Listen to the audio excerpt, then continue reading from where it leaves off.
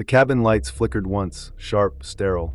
Somewhere behind him, a baby let out a sharp wail. The aircraft hadn't moved in over 10 minutes. Engines idled. Tension mounted. Thom Ellis, Senior VP of Northrail Logistics, sat perfectly still in row 3, aisle seat. His suit jacket was still folded over his lap. The flight from Chicago to Minneapolis had been delayed twice already. Now they were just sitting on the tarmac. A flight attendant leaned in toward a man in 3A. "Sir, that meal isn't part of your tier," she said, voice clipped. The man, mid-50s, salt and pepper beard, quiet demeanor, looked up mildly. "I wasn't told that when I requested it." Her smile was tight. "Practiced. It's reserved for executive platinum." The man blinked. "I thought I was." She glanced at the manifest again, frowned, then turned to another attendant across the aisle. They whispered. One of them looked toward the cockpit. The passenger in 3A stayed silent, hands folded neatly on his tray table. Then she said it, too loudly. "You're not on the list." Every nearby head turned.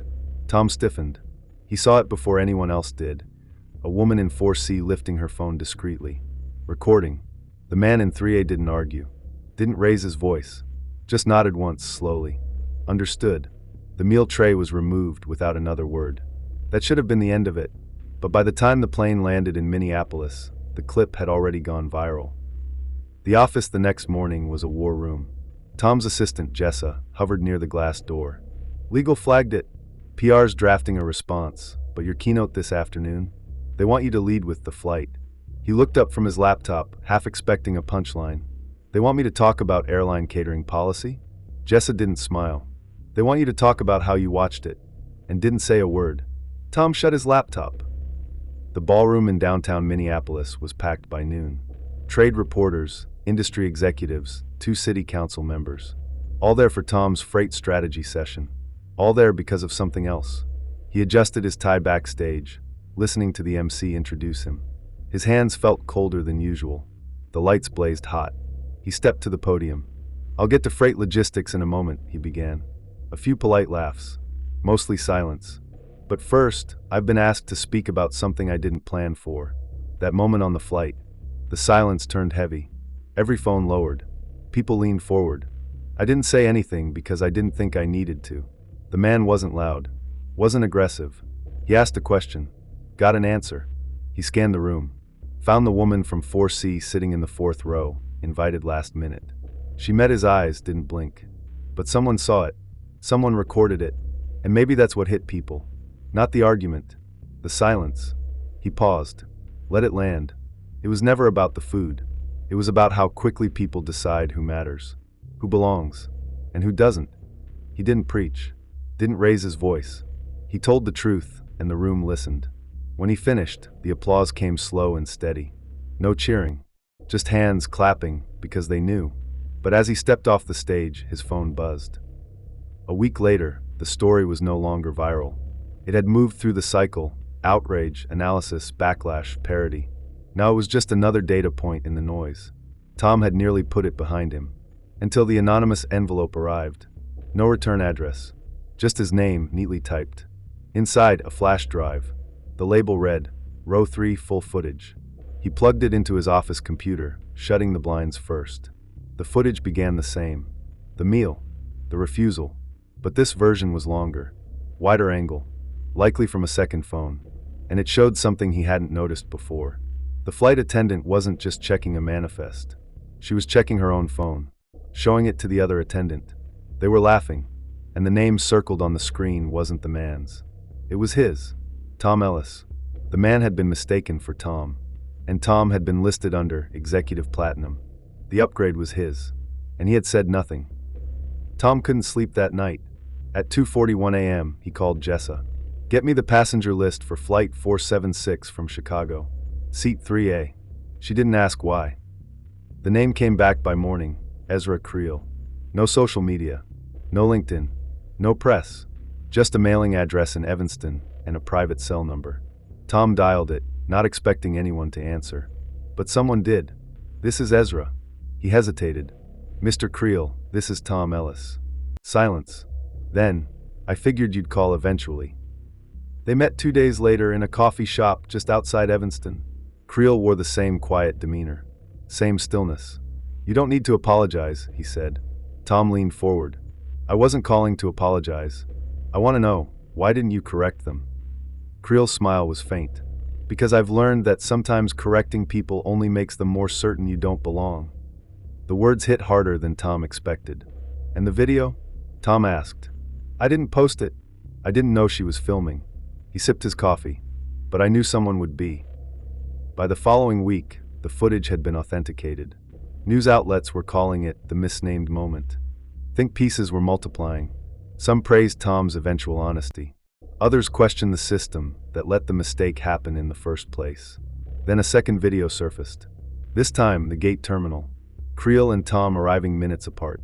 The agent greeting Thom by name, then glancing down when Creel walked up. The hesitation. The quiet rerouting of the boarding pass. The moment the mistake was made. Except now, it didn't look like a mistake. It looked deliberate. If you're enjoying this so far, make sure to hit that subscribe button. It really helps us grow and lets us keep bringing you more content like this. Plus, you won't want to miss what we have coming next. Trust me, it's going to be good. Why didn't you say something earlier? Thom asked Creel again when they met in the North Rail parking structure, away from eyes and ears. I did, Creel said quietly. Once. Years ago. Different airport. Same look. Same shrug. And then I got flagged. Delayed. Searched. His voice didn't shake. He wasn't bitter. Just tired. So I stopped. Thom couldn't shake it. The footage. The looks. The ease with which it had all happened. Not to him, but around him.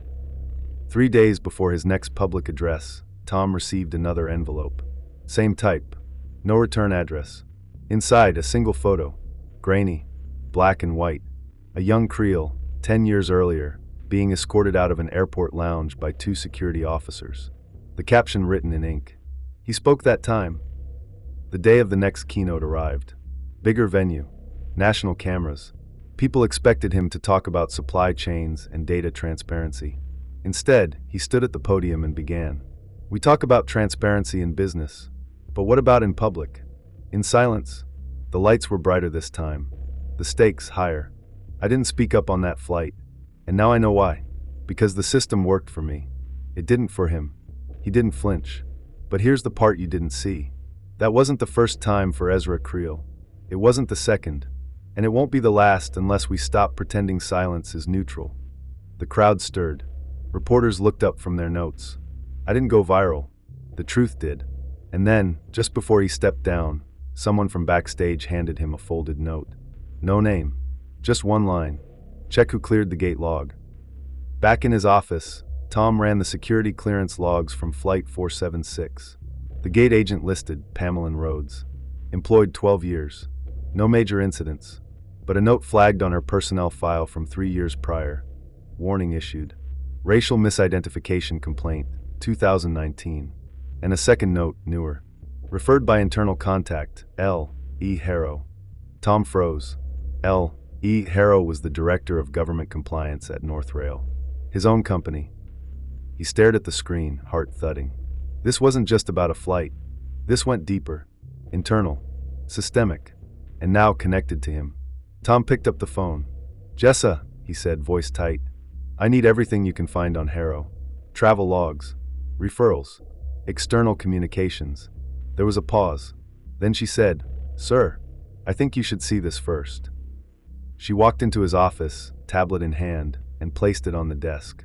A paused security video. Time-stamped 3 weeks before the flight. It showed Harrow and Rhodes in a quiet airport cafe, leaning close, exchanging a folder. The camera had no audio, but it had everything else. Thom sat back in his chair. The puzzle was no longer theoretical. Someone inside his world, inside his company, was orchestrating something. And the flight? The viral moment? That was just a spark in a much longer fuse. He picked up the photo of Ezra again, underlined the caption in his mind. He spoke that time, but this time someone else had to. He opened a blank document and typed 5 words. This didn't start on the plane. Then his office phone rang. Unknown number. He answered. A woman's voice, calm, unreadable. You're asking the wrong questions, Mr. Ellis. Click. He didn't sleep. Not really.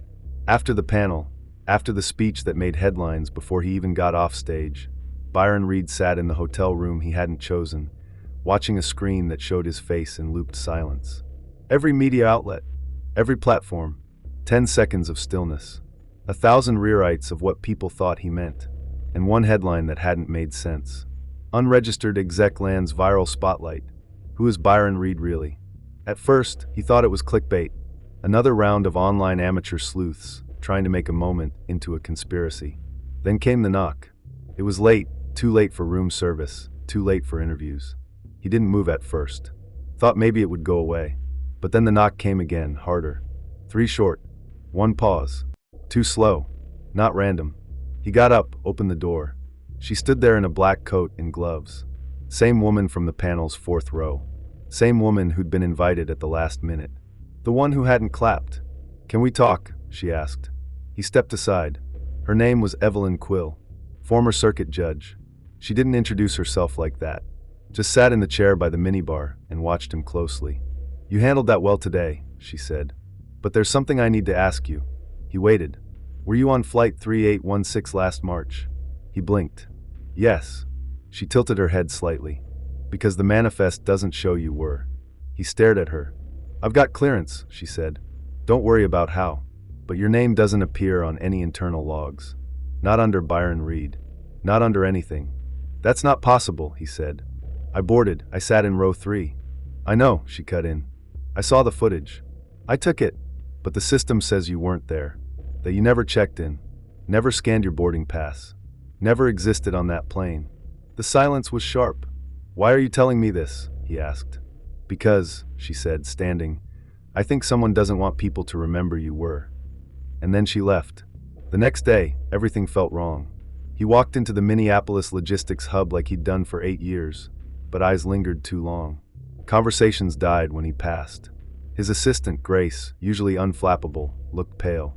She shut the door behind him before saying a word. "There's a request from corporate compliance. They want access to your travel records. All of them." "Why?" "They didn't say." He took the folder she offered. Inside was a printed screenshot of an internal memo. Unreadable at first. Just jargon. Then one line jumped out. "Potential identity misalignment flagged. Recommend full audit." Misalignment. Byron sat down hard. This wasn't about freight strategy anymore. By midweek, it was worse. The airline quietly reached out. Claimed they were conducting a routine system integrity review. But the language was off. Byron had seen enough legal documents to know what fear looked like in writing. Then came the call. Blocked number. Garbled audio. A voice he didn't recognize. "You don't know what you stumbled into," it said. "Stop asking questions." Click. He stared at the receiver. Who was he even asking? He met Evelyn again in a cafe in St. Anthony. "You said you filmed the flight. You saw what happened." "I did," she said. "Then why are they acting like I wasn't even there?" She sipped her coffee. "That's what I'm trying to figure out. Someone wiped the logs. Or replaced them," she said. He leaned in. "Why?" She hesitated. Then she pulled something from her coat pocket. A flash drive. "I didn't just record the moment everyone saw," she said. "I had the camera running before and after. What I never posted, what no one saw, was what happened right before you spoke to the flight attendant." Byron frowned. "I just asked for the meal." "Yes," she said. "But someone else noticed you before that. Someone 2 rows back." She slid the drive across the table. "Watch it. You'll see." That night, in his apartment, Byron played the footage. Shaky at first. Noise from boarding. The hum of tired passengers settling in. Then, steady frame. He saw himself, in row 3, flipping through a magazine. And then, a man in row 5. Dark jacket. Clean shaven. Watching him. Not casually. Intently. At one point, the man leaned toward another passenger and said something. The other man glanced at Byron, then nodded. Then, seconds later, the meal incident began. The footage cut off. Byron paused it. Rewound. Watched again. The same cold look. Same calculated nod. That wasn't just a stranger. That was coordination. He showed Evelyn the next morning. She already had a name. His name's Devin Corrick. Defense contractor, officially. Works in systems logistics. Byron's throat went dry. Why was a defense guy on a domestic flight? "That's what I asked," she said. "And I got this." She handed him a printout. It was a DHS clearance record. Corrick had flown 14 times in 2 months. 11 of them on the same routes Byron took. "He was following me?" Or watching you, she said. Waiting for something. Byron's heart pounded. Do you think the video going viral wasn't random? I don't know, she said. But I think it forced someone's hand. At HQ, things unraveled fast. By Friday, Byron's ID no longer worked at the side entrance. His calendar was wiped. Grace didn't answer his calls. He logged in from home. Found a temporary lock on his company profile. Then an email with no sender. You're looking in the wrong direction. This started long before row 3. He clicked the link below. It was a report, one he'd seen before, but with a different signature, a name he hadn't heard in years. Trevor Lonick, Byron's mentor, dead 10 years, officially in a car crash. But here was a report marked reviewed by T. Lonick dated 7 months ago.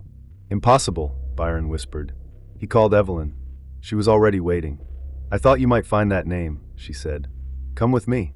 They drove east, through a suburb Byron didn't recognize. Ended up at a quiet neighborhood with nothing special about it, except one house. Lights off, windows blacked out. But when Evelyn knocked, the door opened. And there he stood, older, thinner, but unmistakable. Byron, the man said. You weren't supposed to come this far. Lonick wasn't dead. Not officially alive, either. He brought them inside. No lights, just a hallway filled with file boxes. I faked it, he said simply. Didn't want to, but they gave me no choice. Who? Byron asked. The ones who run the systems no one talks about. The shadow supply chain. Byron stared. There are 2 levels, Lonick continued. What we move, and what we track. And what do we track? Evelyn asked. People. Lonick told them everything. About how certain flights carried more than passengers. About how logistics executives were occasionally inserted to monitor payloads without being told. Think of it like a blind carrier, he said. You were a variable they needed. You didn't know, but they were watching. Byron's voice was tight. What was on that flight? I don't know, Lonick said. But it wasn't freight. Back in the car, Evelyn gripped the steering wheel in silence. Then Byron's phone buzzed. No number. A message. Just coordinates. A remote warehouse north of the city. And one line. You want answers? Come alone. He went. Midnight. Empty road. Fog rolling low over the fields. The warehouse loomed like a ghost. Rusted, shut tight, except for one door, slightly open. Inside, no lights. Just the hum of servers. And crates. Dozens of crates. He found one, half open. Inside, folders. Photos. Documents. His name on several. One document, stamped classified, had a header. Behavioral Response Protocol. Field Observations, B. Read. He backed away, then heard it. A footstep. He turned. Too late. A sharp sting at his neck. The room spun. Darkness closed in. And before everything went black, he heard one word. Reset. The city lights of New Haven flickered through the rain-streaked windows of the high-rise. Inside, the boardroom was silent. The air was thick with tension, the kind that settles just before a storm breaks. At the head of the table, Darius stood, his eyes scanning the faces of the assembled executives. Each one bore the weight of secrets, of complicity, of fear. We've been compromised, he said, his voice steady. A murmur rippled through the room. The leak came from within, he continued. Someone here has been feeding information to the outside. All eyes turned to Elena, the youngest member of the board. She met their gazes without flinching. I did what I had to, she said. The world needed to know. Darius nodded slowly. Then you understand the consequences. Elena stood, her hands clenched at her sides. I'm ready. The room erupted into chaos. Voices shouted, chairs scraped against the floor, and security personnel rushed in. But Darius raised a hand, and the room fell silent once more. Let her go, he said. She's not the only one who needs to answer for this. He turned to the others. We've all played a part in this deception. It's time we face the truth. Outside, the storm broke, lightning illuminating the cityscape. Inside, the boardroom remained still, the weight of their actions pressing down on them. As the rain poured down, Darius knew that this was only the beginning. The real reckoning was yet to come. And somewhere in the shadows, a new player waited, ready to tip the scales once more. The elevator doors slid open with a soft hum. Darius stepped out into the cold, sterile hallway of the corporate tower. His shoes clicked sharply against the polished marble floors, each step echoing like a countdown. He didn't look back as the doors closed behind him. The storm outside was relentless, its fury matched only by the storm brewing in his mind. His phone buzzed in his pocket. Unknown caller. He hesitated before answering. He knew this call would change everything. Yes. Darius' voice was calm, betraying none of the dread building inside him. A pause, and then a familiar voice, distorted just enough to unsettle him. You think you're in control, Darius? You don't even know who you're dealing with. The hairs on the back of his neck stood up. Who is this? Darius demanded, his voice dropping to a sharp whisper. You don't need to know. Not yet. But soon, you'll wish you did. The line went dead before Darius could respond. His grip tightened on the phone, his breath shallow. The walls of the building felt like they were closing in on him. He pushed the thoughts aside and continued down the hallway, entering a small office near the back of the floor. The blinds were drawn, the room dim. The faint hum of computers and the distant murmur of voices from the outer offices only amplified the sense of isolation. A single desk sat in the middle, covered in files and half-empty coffee cups. Elena, Darius said, his voice almost a whisper. She was there, sitting in the chair across from the desk. Her expression was unreadable, but her eyes, those sharp eyes that always seemed to see through everything, were focused intently on him. How long do you think you can keep this up? Elena asked. There was a quiet finality in her tone. Darius shut the door behind him. I don't have time for games, Elena. Who called me just now? She didn't flinch, didn't blink. I don't know, but I think you do. You just don't want to admit it. The silence stretched out, thick with tension. Darius leaned against the desk, his mind racing. The call, the threat, the warning. It all tied together, but how? Who's pulling the strings? He demanded. Tell me what's going on. Elena slowly shook her head. The question is, who are you really working for, Darius? Is it the company, or is it someone else? His heart skipped. He had seen the truth flickering in her eyes for weeks now. Elena had been too calm, too composed for someone who was supposedly in over their head. I'm working for the truth, Darius replied, his voice rising in frustration. Then you're already lost, Elena said, standing up and walking toward him. Her eyes were no longer just sharp, they were piercing. You don't know what you've unleashed. Darius moved back instinctively. Unleashed? What the hell are you talking about? She reached for a file on the desk and tossed it onto the table in front of him. It landed with a soft thud. Darius stared at it, his pulse quickening as he recognized the familiar seal of a government agency on the cover. No, he breathed, pulling the file closer. This is bigger than anything we've imagined, Elena said. We've been playing into their hands the entire time. You think you're exposing corruption? You think you're doing the right thing? You're just a pawn in a much larger game. Darius's fingers trembled as he flipped open the file. What he saw made his stomach twist. It was all there, the details about the company's operations, yes, but there was something more hidden in the pages. A string of names, connections that ran deeper than anything he'd ever suspected. His thoughts crashed together like a wave smashing into rocks. Are you saying the company isn't the real threat? Darius whispered. Then what is? Elena met his gaze, her eyes full of regret. The people pulling the strings are untouchable. They've been operating in the shadows for decades. The data you've uncovered? It's just the beginning. But it's not enough. They're too powerful, Darius. They've infiltrated everything. He couldn't breathe.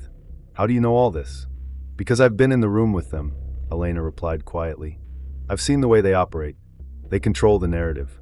They control the power. And now they want control of you. A chill crept up Darius's spine as the pieces began to fall into place. The system he'd spent years trying to expose wasn't just corrupt, it was designed that way. Engineered from the ground up. The truth he'd been chasing wasn't the endgame. It was part of a larger, much darker plot. The phone on the desk buzzed, vibrating across the surface, its ringtone sharp and insistent. Darius grabbed it quickly, his hand shaking as he looked at the screen. Unknown caller. His breath caught. It was the same number from earlier. He answered without hesitation. Who is this? How much longer do you think you can keep running, Darius? The voice on the other end said, low and cold. Who are you? Darius demanded. What do you want? There was a long pause before the voice spoke again, almost lazily. We're not finished with you yet. Not by a long shot. And then the line went dead. Darius slammed the phone down on the desk. His mind was reeling, every thought tumbling over the other in a desperate attempt to find some sort of clarity, some way out. But there was no escape now. Elena was still watching him, her expression unreadable. We're not in control, she said softly, stepping closer to him. This game was never about truth. It was always about power, and they've had it the entire time. Darius felt the weight of her words settle over him like a cold blanket. For the first time, he felt the walls closing in, the noose tightening. He wasn't just fighting an invisible force anymore. He was fighting something much darker, much more dangerous. He reached for the file again, his hands trembling as he flipped through the pages. There was an address, an office building in the heart of the city. The name was familiar, but it meant nothing until now. "Where is this?" Darius muttered, his finger tracing the address. "Why?" Elena asked, her voice cautious. "What are you planning?" He looked at her, his face hardening. "We finish this. Tonight." Without another word, Darius grabbed his coat, slinging it over his shoulders. His mind was made up. There were answers waiting for him, and nothing, no one, was going to stop him from finding them. But as he reached for the door, Elena called out to him. "You won't make it out," she said. "They're already waiting for you." Darius paused, his hand on the door handle. He didn't turn around. "You don't get to decide what happens next," he said coldly. He opened the door and stepped into the dark hallway, the weight of everything pressing down on him. Every step was calculated. Every decision was a risk. But it didn't matter anymore. The truth was waiting for him, and he wasn't going to stop until he had it. As he walked toward the elevator, he felt a chill run through him. Someone was watching. He didn't know who. He didn't know where they were. But he knew they were out there, ready to make their move. And as the elevator doors slid closed, Darius knew this was no longer just about exposing corruption. This was about survival, and the game was about to change. The elevator descended slowly, its soft hum doing little to mask the tension thrumming in Darius's chest. His reflection stared back at him in the polished metal doors, but it wasn't his face that concerned him. It was the dark feeling in the pit of his stomach, the realization that everything he thought he knew was shifting under his feet. This wasn't just a fight for truth anymore. It was a battle to reclaim control of his own life. The doors opened with a chime. He stepped out into the cavernous lobby of the building, the cold air from the outside creeping through the revolving doors. The city beyond was a blur, lights reflecting off the rain-soaked streets. Darius didn't hesitate. He moved quickly, purposefully, his mind focused entirely on the address that had been in the file. The one that held the answers, or at least the next step in the twisted game he was playing. As he passed the security desk, the guard barely glanced up from his screen. The building was quiet, too quiet, even for this late hour. The silence felt like a trap, like a predator waiting for its prey to make the wrong move. He stepped outside, the wind biting at his skin, and turned down the alleyway next to the building. His destination wasn't far, but it felt like miles. Every footstep echoed off the walls, the sound amplified in the empty street. A flicker of movement in the shadows made him freeze for a split second, but he quickly dismissed it. He couldn't afford to be distracted. Not now. The address led him to an unmarked door at the back of a nondescript building. There was no sign, no indication of what lay inside, only the faint sound of a conversation filtering through a small crack in the door. Darius glanced around, his senses heightened, and then pushed the door open. Inside, the space was dim, lit only by the soft glow of fluorescent lights hanging from the ceiling. It smelled of old paper, dust, and something else, something metallic that lingered in the air like a warning. He stepped inside, his footsteps barely making a sound. As he moved further into the room, his eyes adjusted to the dim light, and the scene before him began to take shape. There were no windows, only rows of filing cabinets, shelves stacked with boxes, and the hum of machinery in the corner. But what caught his attention wasn't the sterile, empty space. It was the man sitting at the far end of the room. Tall, with dark hair and a cold, calculating gaze, the man sat behind a desk, his fingers tapping rhythmically on a keyboard. He didn't look up as Darius approached, didn't acknowledge his presence at all. "You've been waiting for me," Darius said, his voice steady but edged with the tension building inside him. The man's fingers stopped moving. Slowly, he looked up, his expression unreadable. "I've been expecting you," he said, his voice smooth, almost too calm. Darius didn't flinch. "Who are you?" The man leaned back in his chair, folding his arms across his chest. "My name isn't important. What matters is that you've finally figured it out. You've uncovered the truth, but you're still a few steps behind." Darius clenched his fists, his anger rising. "You've been pulling the strings all along, haven't you? The company, the leaks, the files, it's all been part of your plan." The man smiled, a cold, calculating smile that didn't reach his eyes. "It was never about the company, Darius. It was always about control. We've been shaping the world for years, pulling the threads from behind the curtain. The company was just one of many players. Darius's heart pounded in his chest. Who else is involved? Who else is in on this? The man didn't answer immediately. He seemed to weigh his words carefully, as though deciding just how much truth to reveal. You already know, don't you? You've been chasing shadows, following breadcrumbs that were laid for you. The real power, he paused, his eyes narrowing. The real power lies elsewhere. The words hung in the air, thick with implication. Darius felt the ground shift beneath him again. Where? Who? The man stood slowly, walking toward a nearby shelf. He pulled a file from one of the cabinets and tossed it onto the desk. It slid across the surface, stopping just in front of Darius. Open it, the man said. Darius didn't hesitate. He tore open the file, his eyes scanning the pages quickly, heart racing as he pieced together the names and locations. And then it hit him. The names. The faces. They were all people he'd trusted. People he'd worked with, people who had played key roles in the company, in the operations. People who had been right under his nose. No, Darius whispered, his voice barely audible. This can't be real. The man's smile widened. Oh, but it is. They've been in on it the entire time. Your search for truth was always part of the plan. You were never meant to expose anything. You were meant to uncover just enough to get to this point. Darius slammed the file shut, his mind spinning. His thoughts collided, fragmented like broken glass. Everything he thought he knew, everything he'd been fighting for. Had it all been a game? A carefully orchestrated trap? I trusted them, Darius said through gritted teeth. I trusted every single one of them. The man nodded. And they trusted you, Darius, because you were always part of the bigger picture. But now you have a choice. Darius lifted his head, his eyes cold with fury. What choice? The man's voice dropped to a whisper. You can walk away. Forget everything. Let it go, and live the rest of your life in peace. Or you can keep going, keep digging, and learn just how deep this goes. But be warned, if you keep going, there will be no going back. Darius didn't need to think about it. The weight of the decision was already pressing down on him. He had come this far, had sacrificed too much to turn back now. I'm not stopping, Darius said, his voice low and resolute. Tell me everything. The man's expression softened, almost as though he were pitying Darius. Very well, but remember, you asked for this. He walked to a hidden compartment behind the shelf and pulled out a small device, setting it on the desk. This will give you the answers. Everything you need to know. But I warn you, Darius, what you find will change everything. Darius reached for the device, his fingers trembling. As he picked it up, he felt the weight of the decision settle on him. This wasn't just about exposing corruption anymore. This was about unraveling a conspiracy that reached higher than he ever imagined. Good luck, the man said, his voice almost a whisper. Darius's heart was pounding in his ears as he turned to leave, the device clutched tightly in his hand. The door behind him creaked open, and he stepped into the darkness. The world was no longer what it seemed. And the truth? It was more dangerous than he had ever realized. The device felt heavy in Darius's hand as he walked through the darkened hallway, the walls closing in on him with each step. He could feel the weight of everything that had led him here.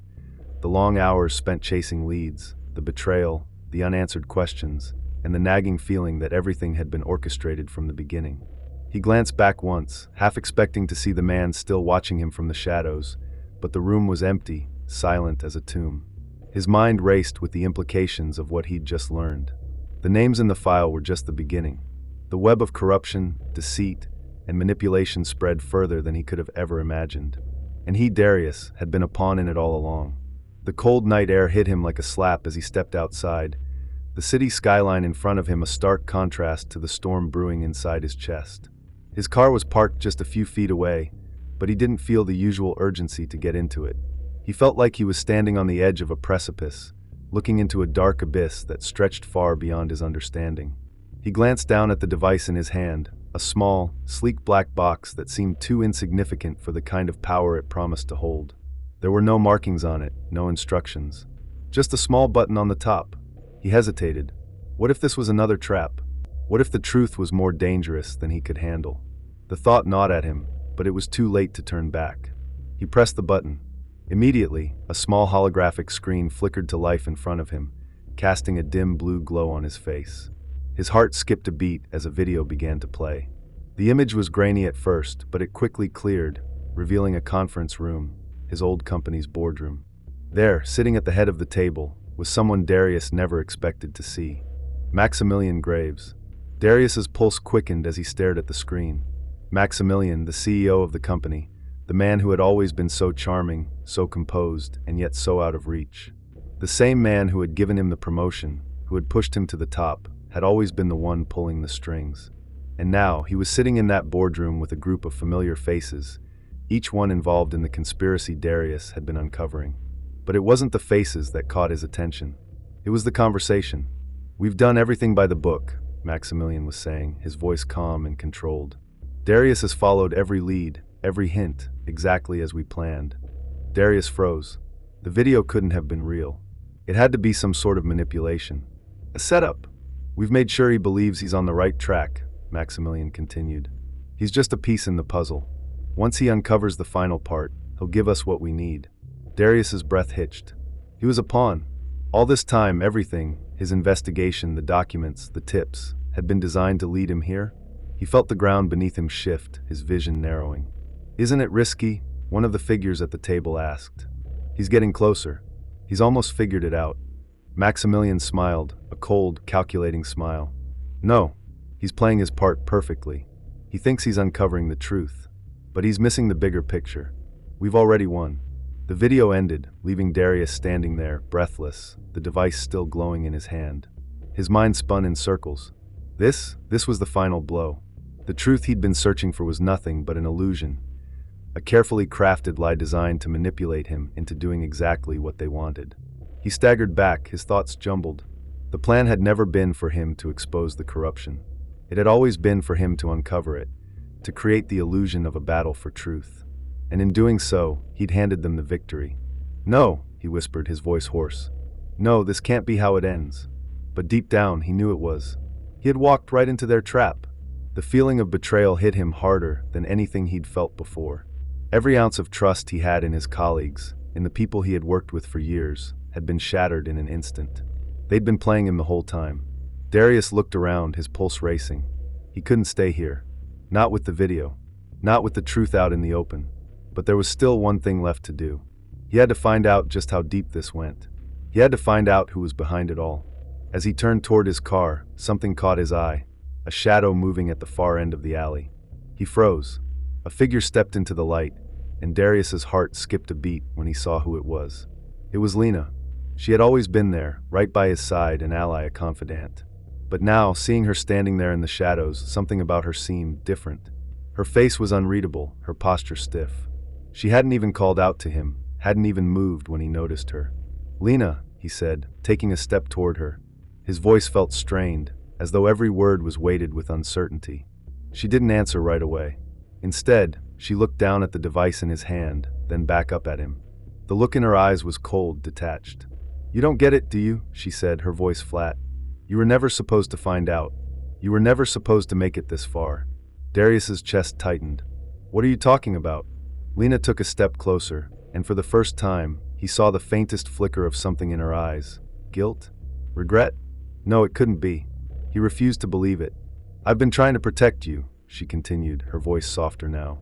"But you had to keep digging, had to keep uncovering things that you shouldn't have. You had to push too hard." Darius's mind reeled. You've been a part of this?" Lena nodded, her face still unreadable. "I didn't want this for you, Darius. I didn't want you to be in the middle of it. But you had to know the truth. So now you do. And now it's too late." He shook his head, disbelief clouding his thoughts. You were behind it all." She didn't respond, just looked at him with that same cold detachment, as if it were all a game to her. A game he had lost. And then, without warning, she turned and walked away, disappearing into the shadows as if she had never been there at all. Darius stood frozen, his heart pounding, the world around him spinning out of control. What had just happened? Lena had been part of this all along. She had played him, had used him to get what they wanted. The device in his hand pulsed again, the glow growing stronger, more insistent. There was something else, something more to the story. But before he could make sense of it, his phone buzzed in his pocket. He pulled it out, and the screen flashed with an urgent message. "They know you know. Get out. Now." The message was unsigned. Darius's breath hitched. He glanced around, the shadows suddenly feeling much closer. He was no longer in control. The game had changed, and the chase had only just begun. The message on Darius's phone burned in his hand. "They know you know. Get out. Now." His pulse hammered in his temples, and a cold sweat broke out across his forehead. The world around him felt like it was closing in, suffocating him, every movement around him a potential threat. The alley felt too tight, too quiet. Every inch of the city now seemed like a trap. Every face he passed a potential enemy. He shoved the phone back into his pocket, gritting his teeth. There was no time to waste. No more hesitation. He had been playing their game for too long. They'd pulled the strings, and now he was the one who would decide how this story ended. The only question was, how far was he willing to go? He turned quickly, heading toward his car, but just as his hand reached for the door handle, a voice stopped him cold. Darius. His heart froze in his chest. It was Lena. Again. She stood at the entrance of the alley, her posture rigid, arms crossed. There was no softness in her gaze, no warmth, only a sharp edge that cut right through him. The woman he thought he knew, the woman who had stood beside him through everything, was now a stranger. But what hurt most was the feeling of betrayal gnawing at him. The hollow realization that nothing, absolutely nothing, had been real. "I told you to leave," she said, her voice low, dangerous. "I don't know who you are anymore," Darius snapped, his voice breaking with the weight of everything he'd just learned. "You were supposed to be on my side." Lena's eyes flickered with something unreadable. Guilt, maybe, but it didn't matter. Nothing mattered anymore. "You never understood, did you?" she said, her voice flat. "You were always just a tool. You think the truth was ever your mission? No. You were meant to uncover the pieces that we needed. You were the one who connected the dots for us. But now you're too close. And that's dangerous." The words hung in the air like a fog, thick and suffocating. "Who's behind this? Who the hell are you working for?" She shook her head slowly, as if disappointed by his persistence. "It's not about who, Darius. It's about what." She stepped forward, her gaze never leaving his. "The game has always been bigger than you. Bigger than anyone in this city. It's not about power, it's about control." Darius clenched his fists, the anger building in his chest, but before he could speak, she raised a hand to stop him. "No. Listen. We've spent years pulling the strings from the shadows. The names you've uncovered, the files, the meetings, the connections, they were all pieces in a much larger puzzle. But you were too eager, too willing to chase the lie." She stepped closer, her voice now barely above a whisper. "Now you've opened Pandora's box, and we can't let you walk away." A sharp chill ran down Darius's spine. "What do you want from me?" he demanded, but the words felt hollow, a plea he didn't expect to hear. "We want you to stop," Lena replied, her gaze intense. "You're not going to fix this. The damage is done, and now the only thing left is to protect what we've built." Darius shook his head, his breath shallow. "You're lying. You're just trying to keep me in the dark." Lena's lips curled into a bitter smile. "If you can't accept the truth, Darius, then maybe you're the one who's blind." A noise behind him caused him to whip around. It was too late. A group of men, dressed in dark suits, emerged from the shadows. They were everywhere, surrounding him in a tightening ring. They moved with a practiced ease, the unmistakable look of men who had seen this kind of confrontation before. Darius took a step back, his chest tightening with every movement they made. He was trapped. Lena's voice cut through the chaos. "You didn't listen, did you? You didn't listen when I told you to stop digging." She turned, nodding to the men in suits, and in that moment, Darius realized the full extent of his mistake. He had thought she was on his side, that there was some good left in her, but he was wrong. All along, she had been working for the very people he had been trying to expose. "What's the plan?" he asked, trying to keep the fear out of his voice. Lena gave him a long, lingering look before she spoke again. "The plan? Simple. You disappear. You walk away, and forget everything you've learned." "You're not going to silence me that easily," Darius shot back, the fire in his voice returning. But even as the words left his mouth, the uncertainty of what was happening rushed over him like a wave. How much longer could he keep fighting? Her eyes softened for a moment, just a flash of something he couldn't quite place. Pity? "You don't understand, Darius. This isn't just about you or me. It's about something much bigger, something far-reaching. If you knew what we were really doing, you wouldn't even be able to comprehend it. But you won't tell me, will you?" he said, bitterness rising in his chest. "You'll just leave me to die with the questions." Lena's gaze faltered for a split second. "Maybe not," she said, her voice barely a whisper. "But sometimes, it's better not to know." Before Darius could respond, one of the men in the suits lunged forward, grabbing him by the shoulders and pulling him away from the car. A shot of panic surged through him as he struggled to break free, but their grip was like iron. "Let go!" he yelled, twisting in their grasp. "You can't." A sharp, cold voice interrupted him. "You're not in control anymore, Darius." It was Lena's voice, but there was something final about it, something resigned. "Just let it go." He froze, staring at her one last time. For the briefest of moments, their eyes locked. Something shifted between them, but it was too late. The truth he had been chasing all along was never meant to be his. They shoved him into the back of a black van, the doors slamming shut behind him with a finality that made his stomach drop. And in that moment, as the van sped away into the night, Darius realized the cost of knowledge. He had been right. The truth was a weapon, and now it was their turn to control it.